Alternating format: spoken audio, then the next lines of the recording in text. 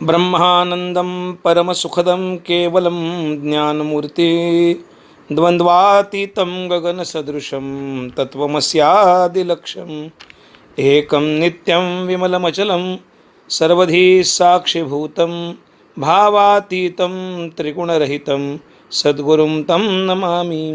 नारायणं नमस्कृत्यं नरं चैव नरोत्तमं देवी सरस्वतीं व्यास ततो जयमुदीरयेत्। शंकरं शंकराचार्यं केशवं बादरायणं सूत्रभाष्यकृतौ वंदे भगवन्तौ यं पुनः पुनः। शंकर स्मृतीतील 64 नियमांच्या संबंधानं चर्चा करण्याकरता आचार्यांनी सर्वांना आवाहन केलं.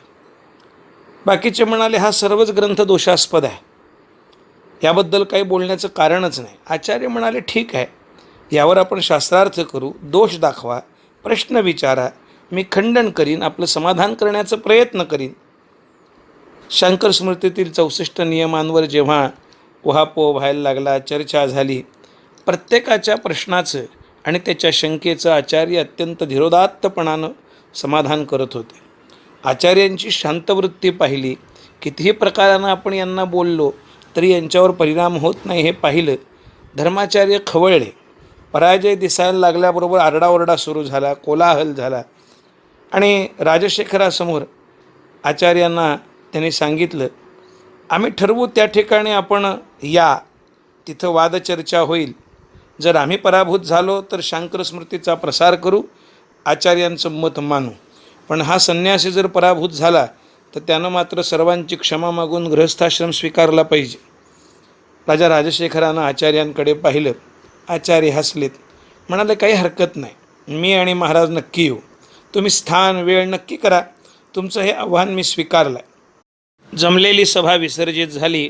कोलाहल सर्व थांबला. आचार्यांच्या लक्षात आव्हान देणाऱ्यांचा कावा आला होता. आचार्यांनी राजाला सांगितलं, राजा, या भारत देशामध्ये सध्या बौद्ध आणि जैन पंथीयांपेक्षाही वैदिक धर्मानुयायींची संख्या भरपूर आहे. बहुसंख्येनं असणाऱ्या या वैदिकांमध्ये धर्मशास्त्राविषयी बराच बुद्धिभेद आहे. हा बुद्धिभेदाचा अंधकार नाहीसा झाल्याशिवाय यांना खऱ्या सनातन धर्माचं स्वरूप समाजासमोर मांडता येणार नाही. धर्मानुयायी जोपर्यंत एका समान सूत्रामध्ये येत नाहीत तोपर्यंत धर्माचं आणि धर्माच्या प्रसाराचं कार्य हे वेगानं होणार नाही. तेव्हा या कार्याकरता एक विचाराचे अनेक अनुयायी आवश्यक आहेत. पाखंडी लोकांना उत्तर देण्याकरता समाजातल्या विचारप्रवण असणाऱ्या धर्मधुरीणांची ही एकी आवश्यक असते. त्यानं पाखंडी मताचा प्रचार निश्चित थांबत असतो.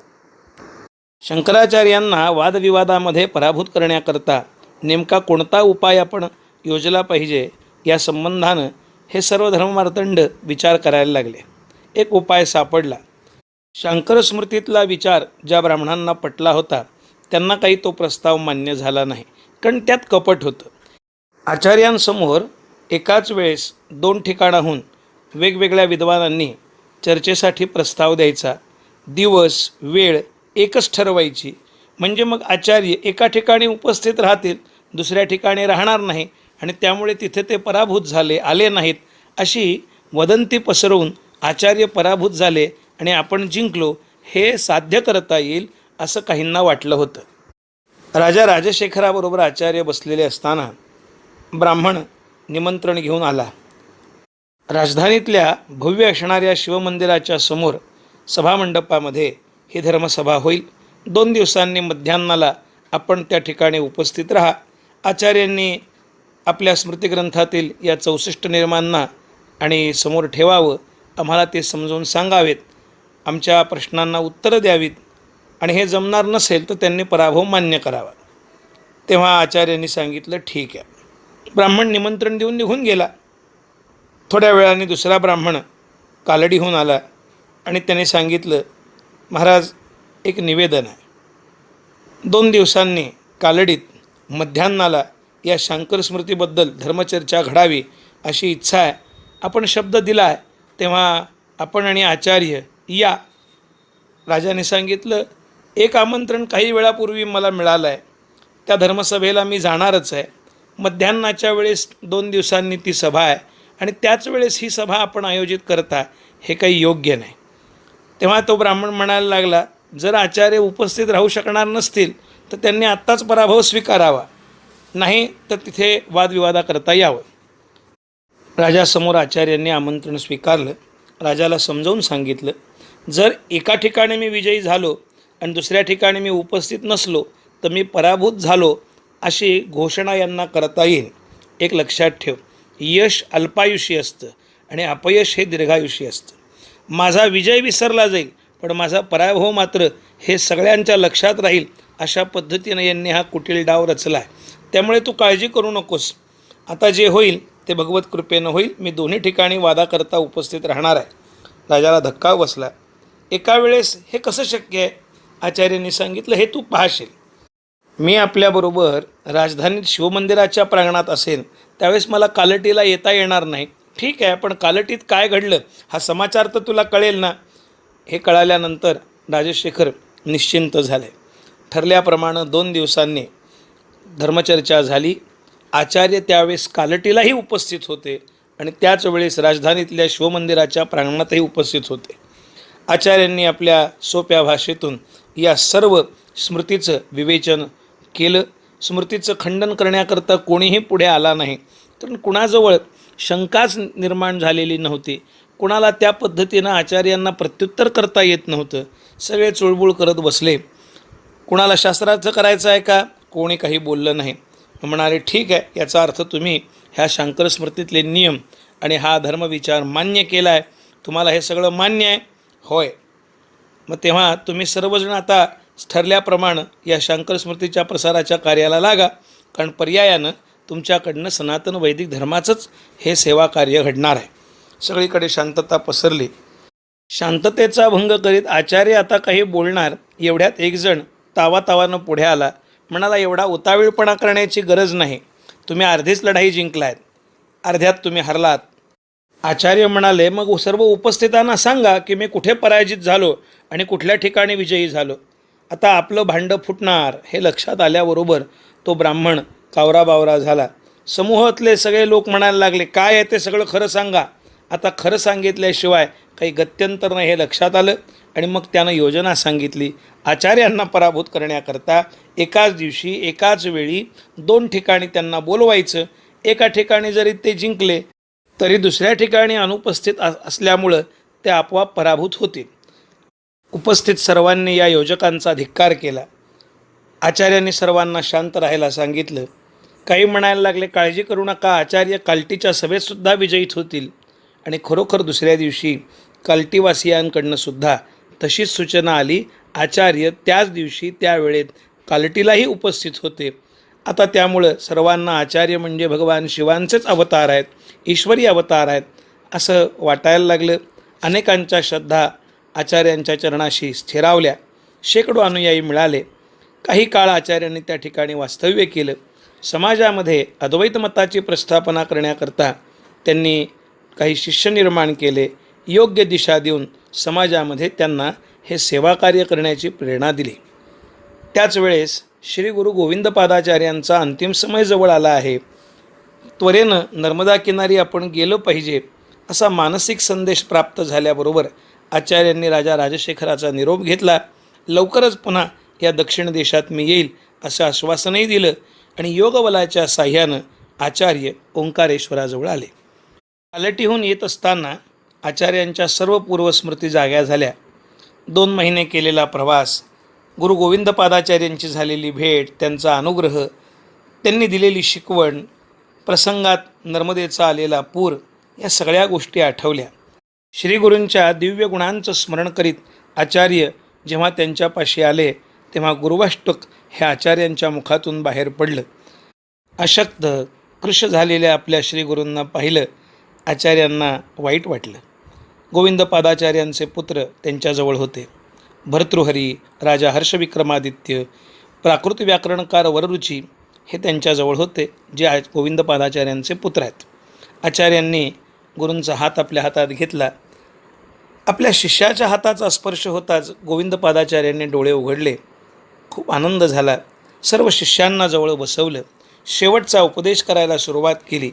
आणि संन्याशाचं काय कर्तव्य आहे, त्यानं कशा पद्धतीनं आणि आपल्या आश्रमधर्माचं परिपालन केलं पाहिजे, भिक्षा मागणं, जप करणं, नित्य स्नान करणं, शुचिर्भूत मनानं राहणं, ध्यान आणि देवतापूजन नित्य करणं ही संन्याशाची 6 कर्म आहे. ज्याप्रमाणे राजा राजदंड धारण करून प्रजेच्या कल्याणाकरता काम करतो, तद्वत संन्याशानं दंडकमंडलू घेऊन धर्मरक्षणाकरता, धर्मप्रबोधनाकरता आणि त्याद्वारा समाजकल्याणाकरता झटलं पाहिजे. संन्याशाकडे नैतिक सत्ता आहे. राजसत्तेच्या बरोबरीनं कार्य करीत त्यांनी धर्मध्वजा ही नेहमी फडकत ठेवली पाहिजे. तेव्हा यापुढं माझ्या पश्चात या माझ्या शिष्याला अर्थात शंकराचार्यांना आपल्या गुरुस्थानी माना, त्यांच्या आज्ञांचं यथायोग्य पालन करा. माझं आयुर्मान आता समाप्त झालं आहे असं म्हणत गोविंदपादाचार्यांनी भगवान श्री परमेश्वराचं स्मरण करीत, नामस्मरण करीत आपला देह ठेवला. कार्तिक वद्य पौर्णिमेच्या दिवशी आचार्यांचे श्रीगुरू हे परमेश्वरचरणी विलीन झाले. संन्यास धर्मानुसार सर्व संस्कार करून त्यांचा देह नर्मदा नदीत सोडून देण्यात आला. आता आई व श्रीगुरू या दोघांच्या प्रेमसूत्रामध्ये, भावसूत्रामध्ये बद्ध झालेले श्री शंकराचार्य हे खऱ्या अर्थानं मुक्त झाले होते. आपल्या आईवर आणि श्रीगुरूंवर आचार्यांचं अतीव प्रेम होतं. आता बंधनातनं, जबाबदारीतनं, शब्दातनं मुक्त झालेले आचार्य खऱ्या अर्थानं या संपूर्ण भारत देशामध्ये आसिंधु हिमाचल भ्रमण करणार होते, विजययात्रा नेणार होते. आत्तापर्यंत 1-2 नाही, आचार्यांच्या काळामध्ये 750-800हून असणारे पंथोपपंथ आणि विशेष असणारे 72 असे धर्ममार्ग सांगणारे पंथानुयायी त्या ठिकाणी होते. या सगळ्यांना एकत्र आणून या संपूर्ण भारतवर्षामध्ये धार्मिक ऐक्य निर्माण करायचं होतं. हे कार्य कठीण होतं, पण अशक्य नव्हतं. ज्या ठिकाणी आपण ब्रह्मसूत्र भाष्याची रचना केली त्या काशीक्षेत्री पुन्हा विश्वनाथाच्या दर्शनाला जावं आणि तिथून या दिव्य कार्याचा आरंभ करावा असा विचार करीत आचार्य वाराणसी क्षेत्रात येऊन पोहोचले. भगवान श्री विश्वनाथाचं दर्शन घेतलं आहे. सोबत चित्सुखाचार्य, पद्मपादाचार्य हे सर्व होतेच. आचार्य आल्याचं कळालं. सर्व जनसागर आचार्यांना ओळखणारा त्या ठिकाणी एकत्रित झाला. त्यांच्याकरता काही दिवस राहून आचार्यांनी आपला विचार सांगायचं ठरवलं आणि त्याप्रमाणे आचार्यांनी आपली भूमिका या सर्वांसमोर मांडली. आचार्य म्हणाले, या पृथ्वीवर आपण जन्माला येतो. आपल्या पूर्वकृत प्रारब्धानं जन्माला आल्यानंतर देशाच्या, धर्माच्या उन्नतीकरता आपल्याला काही कार्य करायचं असतं. त्यासाठी एकमेकांविषयी श्रद्धाभाव आणि बंधुभाव ठेवून आपण राहायला पाहिजे. सामान्य माणसं भक्तिमार्गानं आपलं पारमार्थिक उत्कर्ष निश्चित प्राप्त करू शकतात. आपलं वाट्याला आलेलं कर्म करत असताना सतत भगवंताचं नामस्मरण केलं तरी चालत असतं. भगवंतानं भक्तिमार्ग हा तुम्हा करता सर्वात सोपा मार्ग सांगितला आहे आणि त्यामुळं जरी आपल्यामध्ये उपास्य आणि उपासक असा भेद निर्माण केला गेला तरी तो आपल्या या उन्नतीकरता निश्चित साधक असतो. सूर्य, विष्णू, शिव, शक्ती, गणेश यांचे सर्वांचे उपासक आपल्यामध्ये आहे. जसा ज्याचा श्रद्धाभाव त्याप्रमाणे त्या देवताचं स्वरूप त्यानं त्याच्या कल्पनेप्रमाणे समोर ठेवलेलं आहे. त्यानंच त्याच्याच भावनेतून यथा देहे तथा देवे अशी कल्पना करीत पूजेची सूत्र आणि पूजेची पद्धती ठरवली आहे. त्यामुळं आपलाच देव आणि आपणच किंवा आपल्या पूर्वाचार्यांनी ठरवून दिलेली उपासना पद्धती याबाबत आग्रही राहून आपली उपासना कशी श्रेष्ठ आणि बाकीच्यांची कशी गौण यामध्ये अकारण वितंडवाद का घालावा. एको देवो सर्वभूतेषु गूढा सर्वव्यापी सर्वभूतांतरात्मा असं जर त्या परमात्म्याबद्दल सांगितलं जातं तर एक देव कधी दुसऱ्या देवतेचा द्वेष करायला शिकवतो का. परस्परांमध्ये भेद करीत, द्वेष करीत आचरण करण्याकरता पाखंडी लोक शिकवतात. मूर्तीपूजनेच्या माध्यमातून परमात्म्याचं अमूर्त रूप जाणून घेता येतं म्हणून सगुणोपासनेतनं निर्गुणोपासनेकडे जाणं हे आम्हाला आमच्या ऋषीमुनींनी शिकवलं आहे. मूर्तीला प्रणाम करत असताना आपण त्यातल्या धातूला किंवा दगडाला नमस्कार करत नसतो, तर त्यामध्ये एक जो आकार आम्ही आमच्या कल्पनेनं किंवा आमच्या ऋषीमुनींनी कल्पनेनं व्यक्त केला आहे, त्या परमात्म्याला, त्या ईश्वराला पाहत असतो. आपल्या उपासना, आपले उपास्य देव जरी वेगवेगळे असले तरी शेवटी त्या सर्वांचा शेवट एकाच स्वरूपामध्ये होत असतो आणि त्यालाच परमेश्वर असं म्हणतात. एकम सत विप्रा बहुधा वदंती, असं या विविध उपासना पद्धतीचं स्वरूप आहे. आणि म्हणून माझी ही इच्छा आहे की या सर्वांना एकत्र आणावं, या उपासना पद्धतींचा समन्वय करावा, एकच नाव त्याला द्यावं. सूर्य, विष्णू, शिव, गणेश, शक्ती या 5 देवतांची एकत्रित किंवा पृथक पृथक पूजा म्हणजे पंचायतन पूजा. या पूजेमुळं आपल्या सगळ्यांमध्ये अनेकतेतली एकता निर्माण होईल, सामंजस्य निर्माण होईल आणि समाजातला असणारा हा पंथापंथातला भेद संपेल असं मला वाटतं. आचार्यांच्या या बोलण्यामुळं सर्वांना आनंद झाला. 72 पंथांमधल्या मुख्य 5 पंथांमधला वाद एका क्षणात आचार्यांनी काशीक्षेत्री पंचायतन पूजा सुरू करून संपवला आणि हळूहळू काशीक्षेत्रात याचा आरंभ झाल्यामुळं उभ्या हिंदुस्थानामध्ये ही पंचायतन पूजा प्रतिष्ठित झाली. कालभैरवादी अष्टभैरव हे शिवावतार मानले जातात. भैरवपंथी लोकांनाही आचार्यांनी पंचायतन पूजेमध्ये सामावून घेतलं, तेही आनंदित झाले आणि त्यामुळे वैदिक धर्मध्वजेखाली या 6 प्रमुख उपासकांचा समन्वय झाला. आचार्य त्यामुळे षण्मत स्थापनाचार्य या नावानंसुद्धा प्रसिद्ध झाले. महिनाभर वाराणसीत राहून आचार्य आपल्या शिष्यांसमवेत श्रीक्षेत्र प्रयागला, अर्थात जो तीर्थराज प्रयाग म्हणून ओळखला जातो, त्या ठिकाणी यायला निघाले. माघी अमावस्येचा काळ जवळ आला होता. माघमेळा समोर आला होता. अशा वेळेस गंगा, यमुना आणि गुप्त सरस्वती यांच्या संगमावर स्नान करणं हे महापुण्यदायक मानलं जातं. स्कंदपुराणामध्ये प्रकृष्टः सर्वयागेभ्यः प्रयागमिति गीयते प्रयागमिति तन्नाम कृतं हरिहरादिभी असं प्रयाग क्षेत्राचं वर्णन केलं आहे. श्रेष्ठ मुनी भरद्वाजांचं आश्रमस्थान याच प्रयाग क्षेत्राजवळ. या प्रयाग क्षेत्रात प्रजापतीनं अनेक यज्ञ केले. वनवासाला निघालेले मर्यादा पुरुषोत्तम श्रीराम जानकीसह ऋषी भरद्वाजांच्या आश्रमामध्ये आल्याची कथा आपल्याला ज्ञात आहे. एवढंच नाही तर भगवान श्री विष्णू आणि शिवांनी उभयतांनी एकत्र येऊन या त्रिवेणी संगमाला प्रयागराज असं नाव दिलेलं आहे. प्रति 12 वर्षांनी भरणाऱ्या महाकुंभमेळ्याचं स्थान म्हणजे प्रयागराज. अनेक कथा पुराणांमधल्या या क्षेत्राशी संबंधित आहे. सनातन वैदिक धर्मियांचं असणारं हे महान क्षेत्र, परंतु आचार्य ज्यावेळेस त्या ठिकाणी आले होते तेव्हा तिथे बौद्ध आणि जैन धर्मियांची चलती होती. त्रिवेणी संगमावरील गंगेचं ते विस्तीर्ण पात्र पाहिलं. आचार्यांना आनंद झाला. आपल्या शिष्यांसह यमुना आणि गंगामाई यांच्या या संगमामध्ये अमावस्येच्या पर्वकाली स्नान केलं. मातृपितृ ऋणातनं ऋण होण्याकरता आपलं कर्तव्य म्हणून आचार्यांनी तर्पणादी केला आहे आणि भारद्वाज ऋषींच्या आश्रमामध्ये आलेत. आश्रमाच्या चालकांनी आचार्यांची कीर्ती ऐकली होती. अत्यंत आनंदानं सर्वांचं स्वागत करून यांची राहण्याची सोय केली. आचार्यांनी याच ठिकाणी प्रयागाष्टक लिहिलं आहे. तीर्थाचं महत्त्व विवरण करून सांगितलं आहे. आचार्य म्हणतात, सीता सीते यत्र तरंग चामरे नद्यौ विभातो मुनिभानुकन्यके लीलात पत्रं वटैव साक्षात सतीर्थराजो जयते प्रयागः. प्रयाग क्षेत्री राहत असताना पहाटे लवकर उठावं, ध्यान प्रातस्मरण करून शिष्यांना सोबत घेऊन संगमाकडे जावं, तिथे स्नान, संध्यावंदन, जपानुष्ठान वगैरे आटोपून आश्रमात यावं आणि भाष्यग्रंथावर प्रवचन करावं.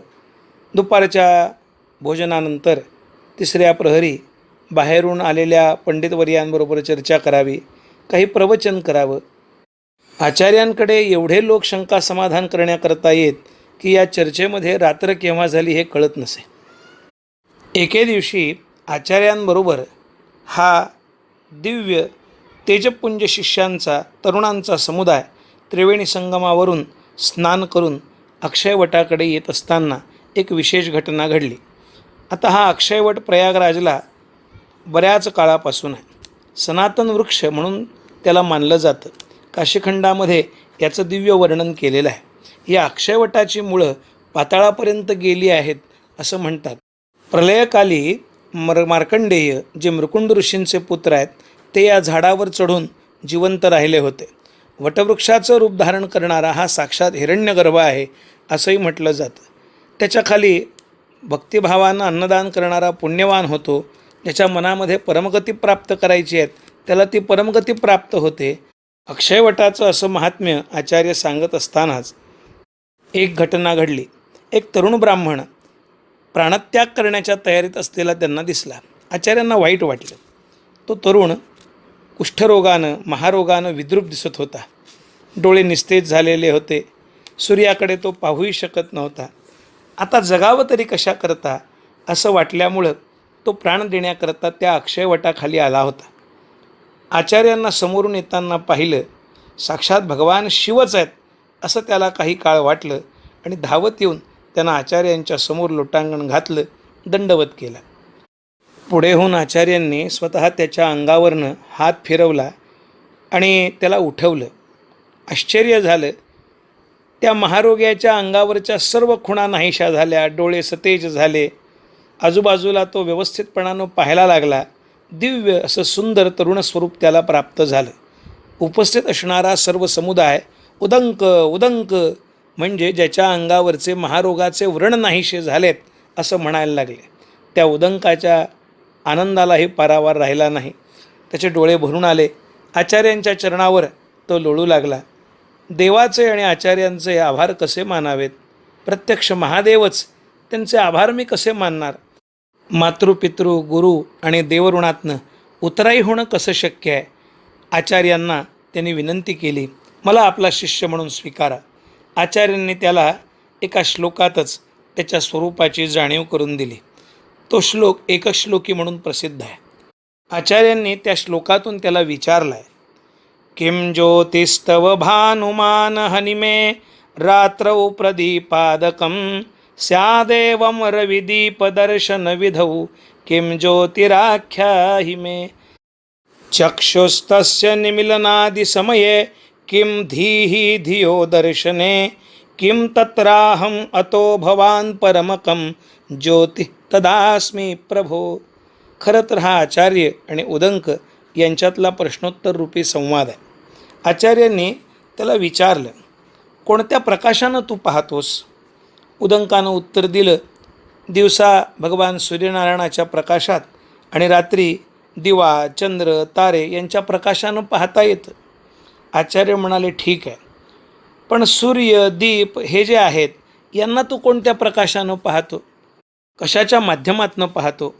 उदंकानं उत्तर दिलं, डोळे त्या ठिकाणी उपयोगी पडतात. आचार्यांनी सांगितलं, समजा झोपल्यानंतर डोळे झाकल्यानंतर मग कोणता प्रकाश कामी येत असतो? उदंकानं उत्तर दिलं, त्यावेळेस तर केवळ बुद्धिप्रकाशच उपयोगाचा आहे. मग आचार्यांनी विचारलं, या बुद्धीचं ज्ञान कशानं होतं आणि कुणाला होत असतं? उदंकानं सांगितलं, तिथं मी असतो, मला होत असतं. मग म्हणाले, जो हा मी आहे तोच मग या सगळ्यांचा प्रकाशक नाही का? उदंकानं सांगितलं, खरं आहे आचार्य, मी हा जो अनुभवणारा आहे तोच सर्वश्रेष्ठ प्रकाशक आहे. सहज बोलण्यातनं सोप्या भाषेतनं आत्मतत्वाची स्वस्वरूपाची जाणीव आचार्यांनी करून दिली. खरं तर हा साधनचतुष्टयाचा आश्रय करून अगोदरच साधकावस्थेत परिपूर्ण झालेला होता. त्याच्या तपश्चर्येचं फळ त्याला मिळालं नव्हतं. आपली साधना फलीभूत होत नाही आणि त्याबरोबर हा रोग आपल्या अंगी लागला आहे. यामुळे निराश होऊनच तो प्राणत्याग करायला आला होता. प्रारब्ध योगानं योगींद्र असणाऱ्या शंकराचार्यांचे हात त्याच्या सर्वांगावरनं फिरले. त्याचं जीवनच दिव्य जीवन बनलं. दुर्धर व्याधीतनं मुक्त झालेल्या त्या उदंकाला आचार्यांनी संन्यास दीक्षा दिली. उदंकाचार्य म्हणून ते प्रसिद्ध झाले. उदंक या शब्दाचा अर्थ आहे कलंक नष्ट झालेला असा. प्रयाग क्षेत्री आचार्य राहत असताना एके दिवशी पद्मपादाचार्यांनी आचार्यांना विनंती केली. कुमारील भट्टपादाचार्यांचे शिष्य जे प्रभाकराध्वरी या नावानं ओळखले जातात, मीमांसक म्हणून जे प्रसिद्ध आहेत, जे माझे पूर्वाश्रमीचे मामा दिवाकर यांचे गुरु आहेत, ते इथून जवळच असणाऱ्या प्रतिष्ठानपुरी नावाच्या शहरात राहतात. शेकडो असे शिष्य त्यांचे आहेत. मीमांसकांमध्ये कुमारील भट्टांच्या बरोबरीनं त्यांचं नाव घेतलं जातं. जवळच असणारं श्रीवल्ली नावाचं गाव त्यांना इनाम म्हणून मिळालेलं आहे. आपल्या शिष्यांसह ते त्या ठिकाणी राहतात. आपण जर त्यांना पराजित केलं तर मीमांसकांवर मिळवलेला तो मोठा विजय असेल. आचार्य म्हणाले, संन्याशाला पाहिलं की मीमांसक रागावतात. असं असताना असा हा श्रेष्ठ मीमांसक आपण प्रयागला आलेलो आहोत हे कळूनसुद्धा अद्याप आपल्याला भेटायला कसा काय आला नाही. या प्रभाकरांना 8 वर्षाचा पृथ्वीधर नावाचा पुत्र आहे हे माहिती होतं. हा मुलगा जडबुद्धीचा आहे, मुकबधीर आहे अशी सर्वत्र वदंती होती. एकुलता एक पुत्र असा मंदबुद्धीचा असावा याचं वैषम्य प्रभाकराला वाटायचं. या मुलाकरता अनेक यज्ञ केले, औषधोपचार, मंत्रोपचार केले, पण कशाचाही त्यांना गुण आलेला नव्हता. श्रीवल्लीला राहणाऱ्या प्रभाकरांकडे जाण्याचा निश्चय आचार्यांनी केला आणि पद्मपादाचार्यांना सांगितलं, उद्या आपण श्रीवल्लीला प्रभाकरांकडे येणार आहोत असा निरोप प्रभाकरांना कळवण्याची व्यवस्था कर असं सांगितलं. प्रभाकरांना आनंद झाला. आपली कीर्ती या संन्याशापर्यंत पोहोचली आहे या अभिमानानं आपल्या सर्व शिष्यांना सोबत घेऊन सर्व वैभवासह आचार्यांच्या स्वागताकरता आपल्या या श्रीवल्ली गावाच्या सीमेवर प्रभाकर आलेत. आचार्यांना प्रणाम करून आपली कुठली इच्छा मी पूर्ण करू असं त्यानं विचारल्यानंतर आचार्य म्हणाले, मला बाकी काही नको, तुझ्याकडे मी शास्त्रार्थाची भिक्षा मागण्याकरता आलो आहे. त्यानं सांगितलं, नीट विचार करा, मी अनेक पाखंडी मतावलंबी असणाऱ्यांना पराजित केला आहे. आचार्यांनी सांगितलं, मी ना बौद्ध आहे ना जैन. वादाच्या भूमिकेत असणाऱ्या प्रभाकरांना सांगितलं, तेही खरंच आहे, तुमच्यासारखे वैदिक धर्मीय संन्यासी क्वचितच दृष्टीला पडतात. ज्यांना काहीच करता येत नाही ते संन्यासाच्या मार्गाला लागतात, कारण काही न करता पोट भरायची सोय या आश्रमामुळं होते. मध्यान्ह भिक्षा झाल्यानंतर आपण या संबंधानं चर्चा करू असं आचार्यांनी सांगितलं आणि दुपारी भोजनानंतर आचार्य आणि प्रभाकर समोरासमोर बसलेत. प्रभाकर आणि आचार्यांमध्ये चर्चा सुरू झाली. आचार्यांनी आपल्या या संन्यास धर्मावर आक्षेप घेणाऱ्या प्रभाकराचे अनेक मुद्दे खोडून काढलेत. एवढंच नाही तर अद्वैताचं स्वरूप काय आहे याचं विवरण केलं. आचार्यांना तुम्ही कर्मकांडाचे विरोधक आहात का असं विचारल्यानंतर आचार्यांनी सांगितलं, मी कधी कर्मकांडाला विरोध केला नाही, पण कर्मकांड म्हणजेच सर्वस्व आहे असं मानणाऱ्यांना मात्र मी विरोध करतो. वैदिक धर्मानं सर्वांना भक्तिमार्ग, कर्ममार्ग आणि ज्ञानमार्ग सांगितला आहे आणि याच टप्प्याटप्प्यानं पुढे गेलं पाहिजे. आचार्यांच्या बोलण्यानं प्रभाकर आश्चर्यचकित झाले. आचार्यांच्या बोलण्याचं खंडन त्यांना करता येईना. आचार्यांच्या बुद्धिसामर्थ्यापुढं विनम्र होऊन, पराजित होऊन आपल्या अहंकारासह प्रभाकरांनी साष्टांग लोटांगण घातलं. आचार्यांनी उठवलं आहे, आचार्य, मी चुकीच्या मार्गावरनं जात होतो, मला आपला शिष्य करून घ्या. आचार्यांनी सांगितलं आहे, तू गृहस्थाश्रमी राहा, ज्ञानमार्गाची उपासना कर. संसाराकडे दुर्लक्ष करून संन्यास स्वीकारणं शास्त्राला मान्य नाही. तुला जर संन्यास दीक्षा दिली तर तुझ्या पत्नी आणि पुत्राचं काय?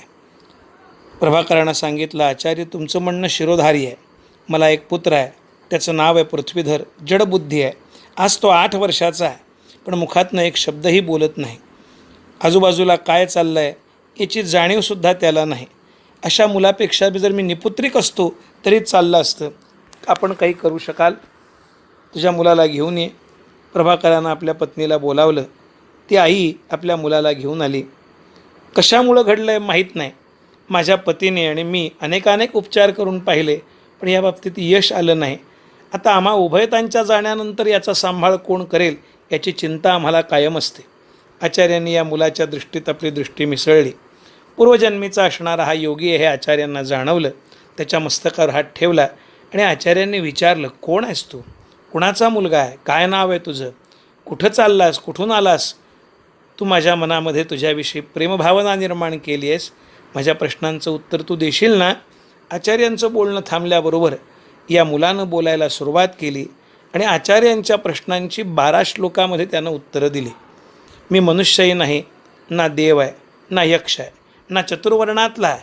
मी ब्रह्मचारी, गृहस्थ, वानप्रस्थी असा कोणी नाही. मी केवळ निजबोधरूप असणारा, ज्ञानस्वरूप प्राप्त झालेला, ब्रह्मस्वरूप असणारा असा आहे. 8 वर्षांनी हा मुलगा पहिल्यांदा बोलला. हे बोलणंसुद्धा स्वरचित संस्कृत काव्य होतं. आईवडिलांना धन्यता आली, मातापिता धन्य झाले. मुलाची आई आचार्यांना म्हणायला लागली, आचार्य, जेव्हा तुम्ही उदंकाचं कुष्ठ नाहीसं केलं हे ऐकलं तेव्हापासून मी यांच्या मागं लागले होते. आपल्याला बोलवा. यांनी माझं ऐकलं नव्हतं, पण माझी तळमळ ही भगवंतापर्यंत पोहोचली. आपण आलात आणि माझ्या या पृथ्वीधरावर उपचार केलात. प्रभाकरानं सांगितलं, हो खरं आहे, माझं चुकलं, मी असं वागायला नको होतं.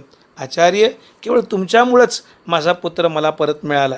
आचार्यांनी सांगितलं, आता तो तुला नाही मला मिळाला आहे. म्हणजे म्हणाले, त्यानं काय उत्तर दिलं ते तुला कळालं नाही का? अरे, तो पूर्णत्वाला पोचलेला महात्मा आहे, पूर्वजन्मीचा योगी आहे. कुठल्याही मोहमायेमध्ये न अडकणारा तो या संपूर्ण जगाला तळहातावर ठेवलेल्या आवळ्याप्रमाणे पाहतो आहे. पृथ्वीधरानं सांगितलं, आचार्य, मला संन्यास द्या. आईवडिलांची अगोदर आज्ञा घे. पृथ्वीधरानं आपल्या आईवडिलांकडे पाहिलं. दोघेही रडायला लागले. थोड्या वेळानं प्रभाकर शांत झाला. आता आपण आपल्या बंधनामध्ये याला अडकवून ठेवू शकत नाही याची त्यांना जाणीव झाली आणि त्यांनी आपल्या या पत्नीचं सांत्वन केलं. उभयता मातापित्यांनी पृथ्वीधराला संन्यास देण्याची अनुमती दिली आणि आचार्यांनी त्याला त्याच ठिकाणी दीक्षा दिली. या बालकाचं नाव, पृथ्वीधराचं नाव हस्तामलकाचार्य असं ठेवलं आणि मग प्रभाकराचा निरोप घेऊन आचार्य आपल्या या नवीन शिष्यासह आपल्या निवासस्थानाकडे निघाले.